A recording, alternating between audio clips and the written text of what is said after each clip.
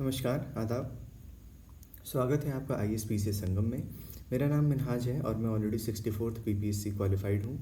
हम यहाँ एक सीरीज़ चला रहे हैं जिसका नाम है BPSC PYQ analysis using data analytics. मतलब कि डेटा का प्रयोग करके हम आपको ये बताएंगे कि जो सवाल पूछे जा रहे हैं विगत कुछ वर्षों से उनका ट्रेंड क्या है और आपको कौन कौन से महत्वपूर्ण क्षेत्र हैं, महत्वपूर्ण टॉपिक्स हैं जिसको पढ़ना है ताकि आप कम से कम समय में मैक्सिमम आउटपुट निकाल पाए। तो इसलिए रिवीजन के टाइम पे आपके लिए आवश्यक है कि आप जो है भटके नहीं, अपने भटकाव को सीमित करें। ये सबसे ज़्यादा इम्पोर्टेंट हो जाता है क्योंकि एग्ज़ाम के लास्ट टाइम पे इंसान को लगता है ना कि कुछ भी नहीं छूटना चाहिए। इस कुछ भी नहीं छोड़ने के चक्कर में ना जो सबसे महत्वपूर्ण है वही छूट जाता है। तो एक तरीके से आपके लिए ये एक नज है। नज मतलब क्या होता है? हम आपको हिला रहे हैं भैया, झटका देके कि भाई देख लो, इधर प्यार से एकदम जगा रहे हैं कि भटको नहीं, इधर देख लो, जो जो महत्वपूर्ण टॉपिक है उसको समझ लो। जो पढ़ रहे हो, जहाँ से पढ़ रहे हो पढ़ो, लेकिन जो महत्वपूर्ण टॉपिक है इसको ज़रूर कर लो। ठीक है, इसके लिए हमने सैम्पल साइज जो लिया हुआ है ये है 65th BPSC से लेकर 70th BPSC तक जो भी सवाल हैं उसका हमने ट्रेंड देखा।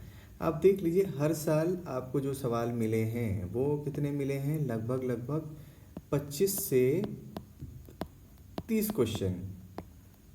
ठीक है, 25 से 30 क्वेश्चन का मतलब क्या होता है कि लगभग आपका 20% पेपर जो है वो यहीं से आ रहा है, साइंस एंड टेक से। ठीक है, अब साइंस एंड टेक से आ रहा है। साइंस एंड टेक में और क्या होता है आगे? Physics, chemistry, biology. ठीक, तो वो देख लेते हैं उसमें क्या होता है। फिजिक्स से भी आप देखिए कितने सवाल, लगभग 10 सवाल। केमिस्ट्री से लगभग 10 सवाल और बायोलॉजी से लगभग 10 सवाल हर साल। मतलब 8 to 10 क्वेश्चन सबसे। ठीक है, मतलब फिजिक्स, केमिस्ट्री, बायोलॉजी तीनों इम्पोर्टेंट। लो, अब ये तो समझ आ गया तीनों इम्पोर्टेंट है। अब इसमें भी तो देखेंगे ना आगे टॉपिक क्या है। ठीक है, मतलब फिजिक्स, केमिस्ट्री, बायोलॉजी तीनों को पढ़ना है, लेकिन इसमें सबसे महत्वपूर्ण टॉपिक क्या है वो जानना जरूरी है। चलिए आगे देख लेते हैं और कैसे सवाल आए हैं। फिजिक्स की बात करें अगर हम, फिजिक्स में सबसे ज़्यादा सवाल देखिए किस दो टॉपिक से? यूनिट एंड डायमेंशन और फिर electricity and radio activity. Unit and dimension में क्या करेंगे आप? जो भी बेसिक यूनिट है, लाइट का कौन सा यूनिट हो गया बेसिक। ठीक है, प्रेशर है, ठीक, प्रेशर को कैसे रिप्रेजेंट करेंगे, ठीक, उसका क्या यूनिट हो गया। ऐसे ही जो भी बेसिक जितने भी एंटाइटीज़ हैं, क्वांटिटीज़ हैं, आप उसके यूनिट्स और डायमेंशंस को देख लेंगे। कहाँ है? मैंने तो भैया लूसेंट रेफ़र किया था, आपकी मर्ज़ी कहीं भी रेफ़र करिए लेकिन पढ़ लीजिए। ठीक, इलेक्ट्रिसिटी एंड रेडियो एक्टिविटी में जो बेसिक एप्लीकेशन है, करंट किससे नापते हैं, करंट डेंसिटी का क्या वो यूनिट हो गया, इस तरीके के सवाल बेसिक। वैसे ही रेडियो एक्टिविटी के बारे में ये सारी चीज़ें आपका जो भी सोर्स है वहाँ से उठाइए, पढ़ लीजिए। ठीक, मोशन में एप्लीकेशन पूछ लिए आपसे कितनी बार, या फिर लॉज ऑफ मोशन पूछ लिए, वो देख लीजिए आप। लाइट में रिफ्लेक्शन, रिफ्रैक्शन, चश्मा कौन सा लगाएंगे, दूर वाला, नज़दीक वाला, ठीक है, इमेज कहाँ बनेगा, ये सब। ठीक, बेसिक ही चीज़ें होती हैं, बहुत डिफिकल्ट नहीं होती हैं। आपको नॉलेज भी होगी, आपने ऑलरेडी साइंस पढ़ा हुआ है। 6 to 10 तक जो आप पढ़ते हैं मोरलेस उसी लेवल की चीज़ें होती हैं, इक्का दुक्का ऊपर की तरफ जाती हैं, लेकिन आपका बेसिक जो है वो अगर क्लियर है तो आप बिल्कुल आराम से पेपर कर ले जाएंगे। वैसे ही हीट है, हीट का फ्लो कैसे है। ठीक, साउंड है, साउंड के बारे में, वेव्स का कैसे फ्लो होता है, वेव्स का टॉकेस्ट कौन सा है, वेवलेंथ क्या है, ये सारी चीज़ें। ठीक, तो इन जो भी आपने अब तक रेफ़र किया है सोर्स, उन सोर्सेज से ही इन सारे टॉपिक्स को आप एक बार ज़रूर देख लेंगे। ठीक है, अब आइए आगे देखते हैं। आगे हमारा कौन सा है? केमिस्ट्री में सबसे महत्वपूर्ण केमिकल कंपाउंड्स। इसका कोई और छोर तो देखिए है नहीं केमिकल कंपाउंड्स का, बट ठीक है, जो बहुत कॉमन कंपाउंड्स हैं जिसके बारे में पूछा जाता है उसको आप देख लीजिए। फिर उसके बाद से एसिड एंड बेस। सही बात है, एसिड एंड बेस में कौन से इंपॉर्टेंट एसिड हो गया, कौन से बेसिस हैं, ठीक है, उसके रिएक्शंस हो गए, वो देख लीजिए। एलॉयज़ में जो बहुत इंपॉर्टेंट कुछ एलॉयज़ हो गए आपके। ठीक, ब्रॉन्ज है, किससे किससे मिलकर बना हुआ है ना, इस तरीके से। बाकी जो भी एलॉयज़ हैं जो कि फ्रिक्वेंटली आपको एक टेबल बना के लूसेंट में तो दिया हुआ है। ठीक है, ऐसे ही आप देख लेंगे, आपका जो भी सोर्स हो, जो भी फ्रिक्वेंटली आए हुए हैं सामने दिख रहा है उसको एक बार देख लो आप। कम से कम एग्जाम में अगर आपके दिमाग में रहेगा ना तो आप उसको कर जाओगे। ठीक, मेटल, नॉन मेटल, वैसे ही आपके कार्बन के जो कंपाउंड हैं, ठीक है, कार्बन के जो बहुत इंपॉर्टेंट कंपाउंड हैं कुछ, जैसे आपका फॉर्मिक एसिड हो गया, ठीक है। इस तरह की जो भी चीज़ें हैं उसको आप देख लेंगे, समझ लेंगे। States of matter, solid, liquid, gas, plasma, ठीक। और एटॉमिक स्ट्रक्चर, एटॉमिक स्ट्रक्चर में कौन से सब एटॉमिक पार्टिकल्स हो गए, ठीक है। आपके जो ऑर्बिटल्स हो गए उसके बारे में, ठीक। इसको आप एक बार देख लेंगे। तो जो भी आपका सोर्स है वहाँ से इन सारे टॉपिक्स को आप एक बार देख लेंगे, ठीक है। चलिए अब आगे आ जाइए। आगे हम देखते हैं बायोलॉजी के बारे में। बायोलॉजी में क्या है, सबसे ज़्यादा क्या पूछा गया आपका, डिजीज़ एंड देयर कॉजेज़, ठीक है। कौन से वायरस से कौन सा बीमारी हो जाता है, ठीक। वैसे ही कौन से बैक्टीरिया से कौन सी बीमारी हो जाती है, इसका भी टेबल बना के लूसेंट में दिया है, कुछ नहीं है, वहीं से उठा के देख लीजिए। बेसिक जो भी है आपको पता होना चाहिए, हेपेटाइटिस कैसे हो गया, एड्स कैसे हो गया, ठीक है। ये सब आपको पता होना चाहिए। इसके बाद से क्या है आपका classification of plants and animals. ये शुरू शुरू में ही दिया रहता है क्लासिफिकेशन, उसको एक बार देख लेंगे। है तो वैसे बहुत फैक्चुअल, याद रहेगा तो वेल एंड गुड, नहीं तो इसमें बहुत ज़्यादा कुछ आप कर नहीं सकते, ठीक है। अब और देखिए क्या इंपॉर्टेंट चीज़ें हैं। न्यूट्रिशन के बारे में आपका, मिनरल्स, प्रोटीन्स, मतलब कौन से विटामिन की कमी से कौन सा रोग हो जाता है, कौन कौन से विटामिन आपके लिए आवश्यक हैं, कौन कौन से प्रोटीन आपके लिए आवश्यक हैं, कहाँ कहाँ से प्रोटीन मिल रहा है, किन किन चीज़ों से, ठीक है। इसको आप देख लेंगे। ये तो बहुत कॉमन सी चीज़ है, इसका भी टेबल बना के लूसेंट वगैरह में दिया हुआ है, आप वहाँ से इसको देख लीजिए। फिर उसके बाद क्या है, cell, basic building block of the life. Cell का क्या कॉम्पोजिशन है, उसके कौन से ऑर्गेनेलिज हैं, उनका कौन सा काम है ना। ये बेसिक सेल का आप देख लेंगे। और plant cell versus animal cell, ठीक है, ये भी देख लेंगे, क्योंकि कितनी बार पूछ दिया जाता है, कुछ ऑर्गेनली इसमें प्रेजेंट है लेकिन इसमें प्रेजेंट नहीं है। तो यूपीएससी ने भी पूछ लिया था सवाल इसमें, तो बीपीएससी क्या ही चीज़ है, खैर। और इसके बाद से आपका बेसिक बॉडी का फंक्शनिंग कैसे होता है। बॉडी का फंक्शनिंग में इंपॉर्टेंट क्या है आपका, ब्लड सर्कुलेशन, ब्लड कहाँ से कहाँ जा रहा है, हार्ट आपका ब्लड कैसे पंप कर रहा है, ठीक है। कौन कौन से आर्टरी हैं, वेन है, इन सब का फ़र्क आपको पता होना चाहिए।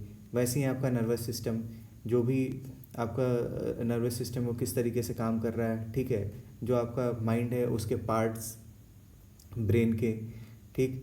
सोचने की क्षमता कहाँ रहती है, ठीक है। बैलेंस पोस्चर बनाने की क्षमता कहाँ रहती है, ये सब आप देख लीजिए, इसको समझ लीजिए। फिर वैसे ही डाइजेस्टिव सिस्टम, कहाँ से कौन से किस ग्लैंड से कौन सा एंजाइम रिलीज़ हुआ, किस चीज़ को पचाया, ठीक। कौन कौन सा ऑर्गन्स इन्वॉल्व है, इन सब का ज्ञान आपको होना चाहिए। तो ये सारे टॉपिक्स हैं जिनको आप देख लेंगे और समझ लेंगे। जो भी आपका सोर्स है वहाँ से आप उठाइए और इन सारे टॉपिक्स को एक बार ज़रूर देख लीजिए। इससे ज़्यादा आपको बहुत भटकने की ज़रूरत नहीं है, ठीक। चलिए, तो हम जो सीरीज़ हमने शुरू किया हुआ है, इसमें सबसे पहला पार्ट हमारा ये था सब्जेक्ट वाइज पीवाईक्यू एनालिसिस, जो कि ऑलमोस्ट हमने सारे सब्जेक्ट का कर दिया है। एक दो हैं जो आपको बहुत जल्द मिल जाएंगे। इसके साथ साथ हम शुरू करेंगे पीवाईक्यूज़ का डिस्कशन। जो भी पीवाईक्यूज़ हैं उसको हमने कंपाइल कर लिया है और हम लोग उसको सॉल्व करेंगे। वीडियोज़ में ही आप लोग देख लेंगे कि अप्रोच कैसे करना है। हमारा ये चीज़ नहीं रहेगा कि हम आपको सॉल्व करके उसका सॉल्यूशन दे रहे हैं। वो है, मार्केट में बहुत मटेरियल है, आपको पता है कि किस क्वेश्चन का क्या आंसर होगा। लेकिन हमारा ये सोच है कि जब सब ब्लैंक हो जाए तो आप कैसे अप्रोच करेंगे। स्टेट, देखिए सब कोई बोलता है कि स्टेट का एग्ज़ाम है, फैक्चुअल सवाल आते हैं, वो सब अपनी जगह है, बट ऐसा नहीं है। फैक्चुअल सवाल है, उसमें भी आप बहुत अगर अपना अप्रोच सही रखते हैं तो कम से कम आप सवाल सही निकाल देंगे, ठीक है। कितनी बार होता है ना कि सही क्या है रास्ता वो नहीं पता है आपको, बट आपको गलत रास्ता पता होता है कि ये तो पक्का गलत है। तो गलत रास्ते को ही छोड़ते जाएंगे तो हो सकता है कि सही रास्ते पे पहुंच जाए, है ना। और वो तो एग्ज़ाम में भी है, जीने मरने की लड़ाई है, एक नंबर से आगे एक नंबर से पीछे। तो आपके लिए बहुत इंपॉर्टेंट हो जाता है कि आप समझें इस चीज़ को कि पीवाईक्यूज़ को अप्रोच कैसे करें हम लोग, ठीक है। उसके बाद से जो बहुत फ्रिक्वेंटली टॉपिक्स आ गए हैं, ठीक, बहुत फ्रिक्वेंटली टॉपिक आ रहे हैं, उनका हम चाहेंगे कि डिस्कशन आप लोगों के लिए बना दें। कोई बहुत लंबा ज्ञान आपको नहीं देना होगा। हमारा पर्पस इसमें भी यही होगा कि आपको हम लोग हार्डली 10 से 15 मिनट का वीडियो दें, उसमें क्रिस्प इन्फॉर्मेशन दे दें, छोटी छोटी सी चीज़ें। इसको 2x पे चलाइए, 7-8 मिनट में ख़त्म। फ़ायदा क्या होगा कि आपको जहाँ से सवाल मिल रहे हैं ना, वो आपका एक आधा टॉपिक ऐसे ही कंप्लीट हो जाएगा। कुछ नहीं है ना, जो पढ़ना है पढ़ो, कुछ भी करो, खाते टाइम लगा लिया, वीडियो देख लिया, तो उससे कुछ तो निकल जाएगा, है ना। कुछ नहीं से कुछ बेहतर, 10 मिनट में इतना अगर आपको इनपुट मिल जा रहा है तो और क्या चाहिए। और सबसे महत्वपूर्ण क्या है, बिहार स्पेशल, है ना। यहाँ जो गोता लगा रहे हैं भाई साहब लोग, मत लगाइए इतना गोता। बहुत सीमित सवाल आते हैं, करना भी है पीवाईक्यू पढ़ लो, अभी उतना ही पढ़ो, उससे ज़्यादा मत भटको, ठीक है। इतिहासकार नहीं हो।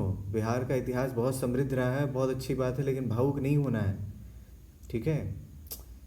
हमको उतना ही पढ़ना है जितना कि सवाल हमारा सॉल्व हो जाए एग्ज़ाम में, ठीक है। बाकी एक बार आप अधिकारी बन जाइए तो अपने गौरवशाली अतीत को ढूंढते रहिए, जहाँ जाना है वहाँ जाइए, रिसर्च करिए, रिसर्च पेपर लिखिए, वो सही समय होगा। लेकिन अभी सही समय नहीं है। अभी आपका मकसद क्या है कि सिंपल आपको एग्ज़ाम क्वालिफाई करना है, तो इसमें आपको समझ लेना है कि सवाल कहाँ से आ रहे हैं और इसको करना है। तो बिहार स्पेशल का तो हम आपको ऑलरेडी क्रिस्प मैटर बना के देंगे, बस आप उसको कान में ठूसिए और देख लीजिए, ठीक है। तो उम्मीद करते हैं कि आपको हम लोग जो ये भी सीरीज़ चला रहे हैं, जो हम प्रयास कर रहे हैं, ये सारा हमारा प्रयास आपको पसंद आ रहा होगा। और हमारी कोशिश ये रहेगी कि जो भी आपसे इनपुट्स मिलते हैं उसके बेसिस पे हम लोग अपने आप को इम्प्रूव भी करते रहें। बिल्कुल आप अपना इनपुट जो है हमें फेसबुक, ट्विटर, इंस्टाग्राम, ठीक, किसी भी माध्यम से हमें उपलब्ध करा सकते हैं, ताकि आपके जो सुझाव हमें मिलेंगे उसके हिसाब से हम आपके लिए और भी कुछ बेहतर वैल्यूएबल कर पाएँ। और अंत में आपसे यही गुजारिश होगी कि अगर हमारा प्रयास पसंद आ रहा है तो कृपया आप लाइक, कमेंट, शेयर, सब्सक्राइब ज़रूर करें। मतलब क्या स्टैंडर्ड फॉर्मेट हो गया ना यूट्यूब वाला, सब लोग बोलते ही हैं। क्या करें, मजबूरी, हमें ही बोलना पड़ेगा। हमें कैसे पता चलेगा कि हम सही रास्ते पे जा रहे हैं? यही सब तो रास्ते हैं जिससे पता चलेगा कि हाँ, आपने हमारे प्रयास को सराहा।